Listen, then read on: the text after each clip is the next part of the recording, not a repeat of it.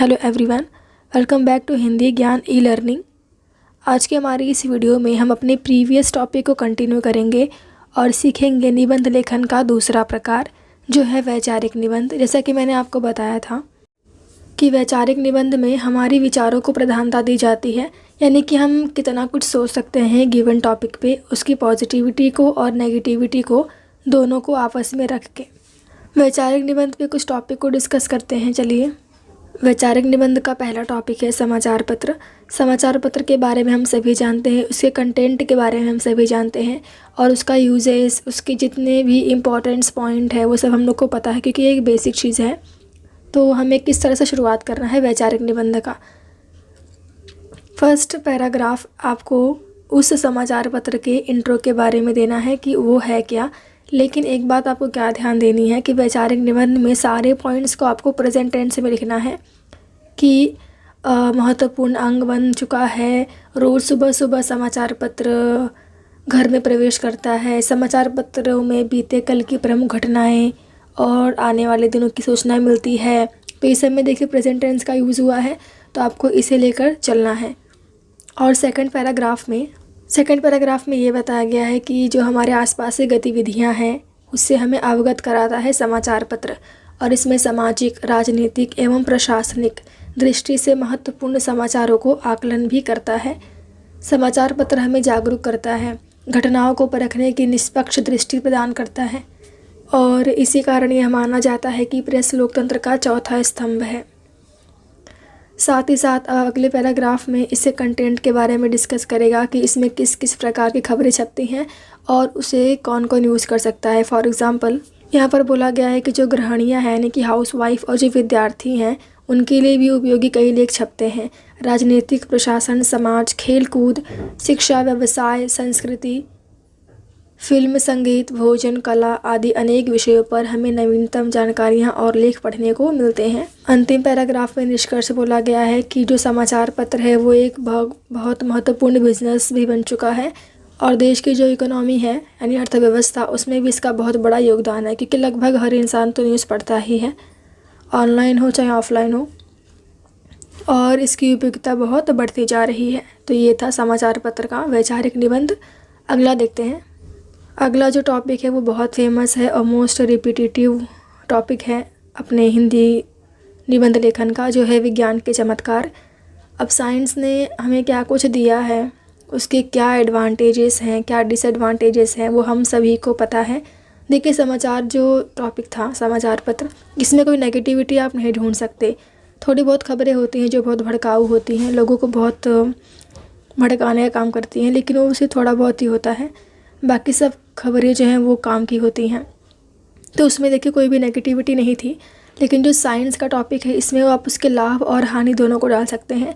तो first paragraph में उसका इंट्रो दे दीजिए, सेकंड में सारे पॉजिटिव पॉइंट्स और थर्ड में सारे नेगेटिव पॉइंट्स, और एंड में दोनों को मिक्सअप करके फाइनल आंसर। तो इस तरह से विज्ञान का हमें लिखना है। और सेम आप प्रदूषण पर भी डाल सकते हैं कि प्रदूषण में आप सारे नेगेटिव पॉइंट्स को डाल दीजिए एक पैराग्राफ में, और उसके बाद उसका निवारण, क्योंकि पॉजिटिविटी तो नहीं आएगी प्रदूषण में। और अगर इसके अलावा भारत की जनसंख्या का टॉपिक आ गया तो जनसंख्या भी कोई पॉजिटिविटी नहीं देता है, तो इसमें खाली नेगेटिव पॉइंट्स और उसके निवारण, यानी कि इससे किस तरह से बचा जा सकता है, ये पॉइंट्स को आप डाल सकते हैं। तो देखते हैं इसे। विज्ञान एक ऐसी शक्ति है जो नित्य नए आविष्कार करती है, यानी कि इन्वेंशन करती है। अगर हम उस शक्ति को मानव कल्याण के कार्य के लिए यूज़ करें तो वह हमारे लिए वरदान होगा, और अगर नहीं तो विनाशा कारण भी बन सकता है। और अगले पैराग्राफ में बताया गया है कि विज्ञान ने अंधे को आँख दी है तो बहरों को सुनने की ताकत, घातक रोगों की रोकथाम भी की है, और अकाल मृत्यु से काफ़ी लोगों को बचाया भी है। विज्ञान की सहायता से यह युग, यानी कि यह समय बटन का समय बन चुका है, यानी कि सब कुछ मात्र एक क्लिक पर निर्भर करता है। उसके बाद जो है वो टीवी, रेडियो तथा वीडियो में सभी मनोरंजन के साधक कैद हैं। अब इस देखिए अगले पैराग्राफ में नेगेटिविटी स्टार्ट हो चुकी है कि जहाँ पे हमें इतना फैसिलिटी दिया है साइंस ने, वहीं पर मुसीबतों का कारण भी बन चुका है कि विज्ञान के द्वारा हमें अणु बम, परमाणु तथा अन्य विध्वंसकारी शस्त्रों व अस्त्रों का निर्माण कर लिया है। यहाँ पर ये बताया गया है कि जो साइंस का यूज़ है वो अच्छा हो या बुरा हो, वो हमारे हमारे ही हाथों में है। पहले का जो इंसान था वो निष्कपट था, निस्वार्थ था, भोला था, मस्त था और बेपरवाह था।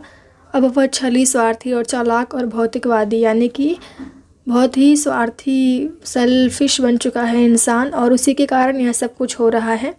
तो साइंस वरदान है, विज्ञान वरदान है या फिर अभिशाप, ये किसके हाथों में है? हमारे ही हाथों में। और एक बहुत अच्छी बात लिखी गई है कि जैसे जो अग्नि है उसे हम खाना भी पका सकते हैं और किसी का घर भी जला सकते हैं।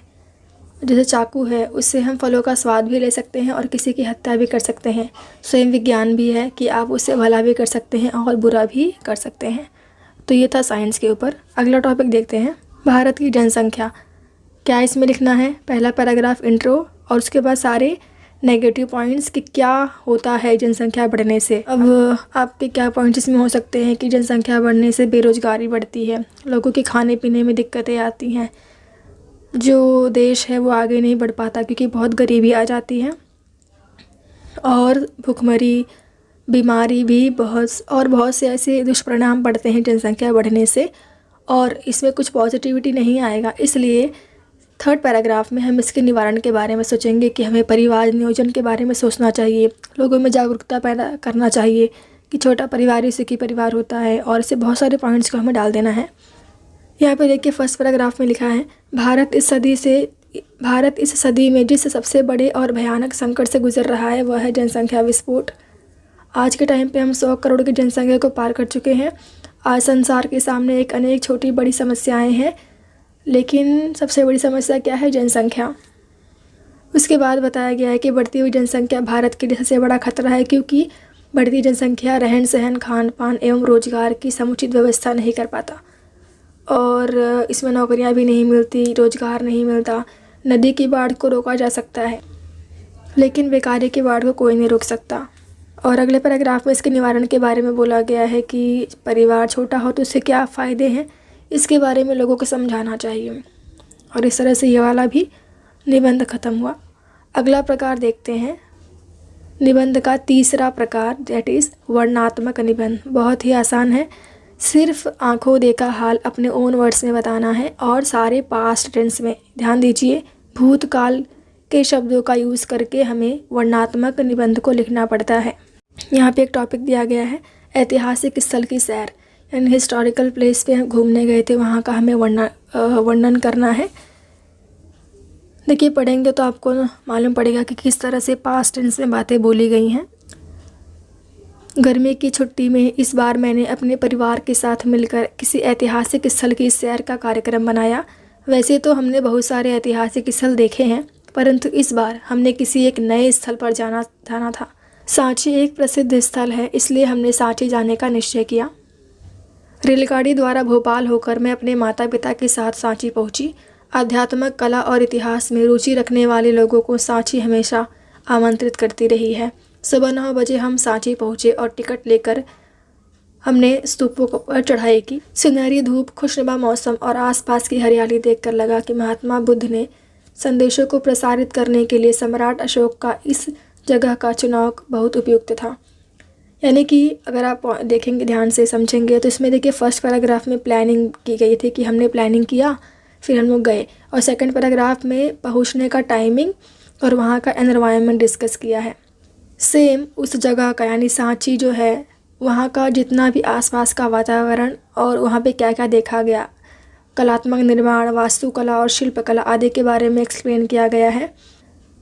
तो इस तरह से ये वाला भी समाप्त हुआ। और एंड में आप लिख सकते हैं कि ऐतिहासिक स्थल की ये सैर मुझे हमेशा याद रहेगी, और इस सैर से मुझे बहुत सारी जानकारियाँ प्राप्त हुई। ये था ऐतिहासिक स्थल की सैर। एक और टॉपिक देख लेते हैं, नदी किनारे 2 घंटे, यानी कि एक नदी के किनारे हमने 2 घंटे स्पेंड किए, उसके बारे में वर्णन किया गया है। अब देखिए यहाँ पे कैसे लिखा है, नदी का नाम आते ही मेरे मन में गंगा की लहरें हिलोरे मारने लगती हैं और उसकी निर्मल धारा मेरी आत्मा को स्पर्श करने लगती हैं। ठंडी का समय था, प्रयाग की पावन धरती पर महाकुंभ लगा था। महाकुंभ का मेला जो बनारस में लगता है गंगा नदी के किनारे। मैं अपने पूरे परिवार के साथ इस पर्व का लाभ उठाने इलाहाबाद पहुंचा। वहां से हम सड़क मार्ग से होते हुए संगम तक पहुँचे। वहाँ गंगा घाट पर भक्तों का तांता लगा था। इस तरह से वहाँ का वर्णन किया गया है पास्ट टेंस में, यानी कि भूतकाल के शब्दों से। अगले पैराग्राफ में वहाँ का वर्णन किया गया कि आसपास का वातावरण कैसा था, लोग क्या क्या कर रहे थे, कौन कौन सी दुकानें थीं, ये सब के बारे में बताया गया है। और वर्णनात्मक निबंध को आप ज़्यादा लेंदी कर सकते हैं, मतलब 3-4 पैराग्राफ उसमें डाल सकते हैं।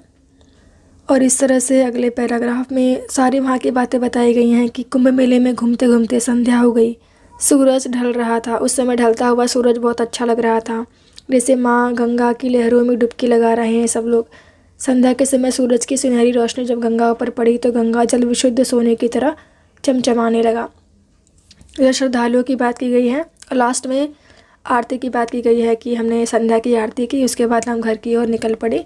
यह 2 घंटा मेरे लिए बहुत ही यादगार रहा, आज ऐसा एंड में लिख सकते हैं।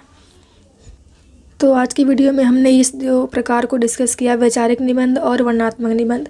अगले वीडियो में हम चरित्रात्मक और कल्पनात्मक निबंध को डिस्कस करेंगे। Thank you for watching.